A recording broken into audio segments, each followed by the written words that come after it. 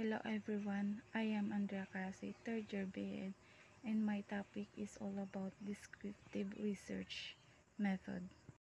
Here is the content of my research. So the first is definition, second is characteristics, third application, fourth advantages, fifth methods, and sixth examples of descriptive method. So let us define first methodology. So what is methodology? A system of broad principles or rules from which specific methods or procedures may be derived to interpret or solve different problems within the scope of a particular discipline. So when we say methodology, it is the process or procedures on how to solve particular problems on your research study. So if makikita ito sa chapter 3 of your research. Now we will proceed to definition of descriptive research. So descriptive research is a research method describing the characteristics of the population or phenomenon studied. This descriptive methodology focuses more on the what or of the research subject and why of the research subject. So, pag sinabi naman natin descriptive method or descriptive research is ito yung nakikita o nadidescribe or na mas nailarawan dito yung katangian ng isang population o ng bagay na unknown or unfamiliar na isang bagay sa pag-aaral. So, nakafocus ang descriptive methodology sa kung ano yung research or kung ano yung paksa ng research mo at kung bakit ito ang napili mong paksa or topic sa research na isinasagawa mo. So there are 4 characteristics of descriptive research. The first one is quantitative research. So it is a method that attempts to collect quantifiable information for statistical analysis of the population sample. So when we say quantitative research involves measurements of numbers or variables na is meron din dito yung kinukuha yung mean, percentage, yun ang kadalasan na nakikita natin sa descriptive research. Next is uncontrolled variable. This uses observational methods to conduct a research, hence the nature of the variables or their behavior is not in the hands of the researcher. So, pag sinabing uncontrolled variable is ito yung hindi ay mas masasagot ng pag-observe mo dun sa sa mga respondents mo. Kadalasan dito is yung mga behavior, yung mga ino-observehan, ganon. So, hindi naman masasagot ng mananaliksik or ng researcher yon without observation, without conducting observation methods. So, the third one is the cross-sectional studies. It is generally a cross-sectional study where different sections belonging to the same group are studied. So, pag sinabi naman natin cross-sectional studies is dito yung mga pinag-aaralan mo yung iba't ibang abilities or uri or yung say for example sa isang grupo pinag-aaralan mo or inoobserbahan mo yung iba't ibang katangian o iba't ibang ugali sa grupong yun na nakasama sa grupong iyon. And then the last characteristics is the basis for further research. So researcher further research the data collected and analyzed from descriptive research using different techniques. So dito is di ba nakapag-conduct na sila, nakapag-collect na sila ng data yung mga researcher na napag-aralan na din nila. So dito is yung gumagamit na sila ng iba't ibang mga techniques para mas mapalawak pa or ma-elaborate pa yung mga knowledge o kaalaman nila doon sa research na kinakonduct nila or sinasagawa nila. Okay, now we will proceed to the applications of descriptive research method. So the following are some ways organizations currently use descriptive method today. So the first one is define respondent characteristics.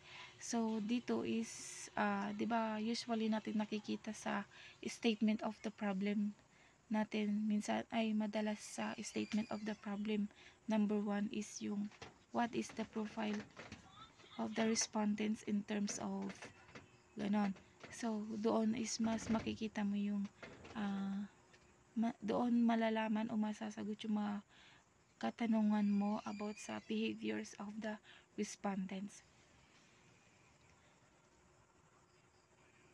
Second is measure data trends. So dito naman is 'di ba madalas is merong mga statistics, minsan pa nga nag-ano pa tayo ng mga statistician para lang mapatunayan talaga yung pinag-aaralan natin o yung conducted na nare-research natin. So dito is doon 'di ba sa if I'm not mistaken is makikita siya doon sa chapter 4 yung mga table doon na may mga frequencies, mean, and percentage, like mga ganon. So the third one is conduct comparison. Organization also use a descriptive research designed to understand how different groups respond to a specific product or service. So, 'di ba? Iba-iba yung mga comments ng mga iba't ibang tao, ganon, iba't ibang mga respondents, ganon. Diba iba yung mga, like say for example sa bumili ka ng isang product, then syempre yung iba comment nila is negative, yung iba comment nila is positive. So doon pwede mong gamitin yung descriptive research design doon para mas malaman mo kung ano yung kung ano ba yung kung maganda pa talaga yung product na yun or not sa mga comments nila. And next is validate existing conditions. So researchers widely use descriptive research to help ascertain the research objects' prevailing conditions and underlying patterns. And then the last is conduct research at different times.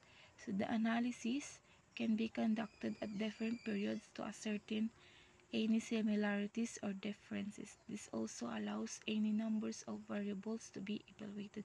So, by the use of descriptive research is makikita mo o malalaman mo yung similarities o differences ng isang bagay na gusto mong pag-aralan. So, dito is like ng mga sinasabi ko kanina is involved dito yung numbers of variables, ganon, to measured or evaluate. So now we will proceed to advantages of descriptive research. So there are 4 advantages of descriptive research. The first one is data collection. A researcher can conduct descriptive research using specific methods like observational methods, case study method, and survey method. Between these 3, all primary data collection methods are covered, which provides a lot of information. So, by the use of descriptive research, either observation or case study or survey pa yan, is makakapag-gather ka ng data na kung saan kung saan mas nagpo-provide pa ng mga more information about dun sa topic na nire-research mo or dun sa problem na nire-research mo. Okay, so second is varied. Since data collected is qualitative and quantitative, it gives a holistic understanding of a research topic. The information is varied, diverse, and true. So, di ba, sa pag-gather mo ng mga sa pag-gather mo ng mga data or information is hindi lang iisang resources ang ginagamit or pinaghahanapan mo, kundi a lot of resources or references na pinaghahanapan mo para lang mapatunayan yung kinakandak mong study or research. So, sa paghahanap mo sa iba't ibang mga uh, reference or resources is iba-iba din yung mga information na nakakalap mo. So that's why this descriptive research is varied. So the third advantages is natural environment. So ensures that high quality and honest data is collected in the respondent's natural environment, which ensures the high quality and honest data is collected. So dito naman is ano siya, yung honest lang, yung totoo lang yung nakakalap mong mga information. And then the fourth one is quick to perform and cheap. As the sample size is generally large in descriptive research, the data collection is quick to conduct and inexpensive. So dito is mas madali, by the use of descriptive research is mas mapapadali yung pag-aaral mo, tapos mas mapapabilis pa, at saka less expensive or hindi siya totally na magastos. Okay, now so here is the descriptive research method. So there are three distinctive methods to conduct a descriptive research. So they are observational methods. So the first is observational method. This is the most effective method to conduct this research, and researchers make use both quantitative and qualitative observation. So, pag ito na yung pinakamadaling o mas effective na method to conduct a research, kasi through observation is mas nakakapag-gather ka ng mga information. Pwede rin ito sa quantitative or qualitative observation. So when we say quantitative observation is the objective collection is primarily focused on numbers and values. So like what I've said later, like what I've said kanina is quantitative observation is more on numbers, more on measurements or evaluating numbers and values. So, pag sinabi naman natin qualitative observation, doesn't involve measurements or numbers but instead just monitoring characteristics. So, dito sa qualitative is wala nang kwenta-kwenta, wala nang kwentahan ng mga percentage, ng mga means or frequencies, kundi yung pag-monitor mo na lang or observe mo na lang yung characteristics ng isang respondents. Second is the case study method. Lead to hypothesis and widen a further scope of studying a phenomenon.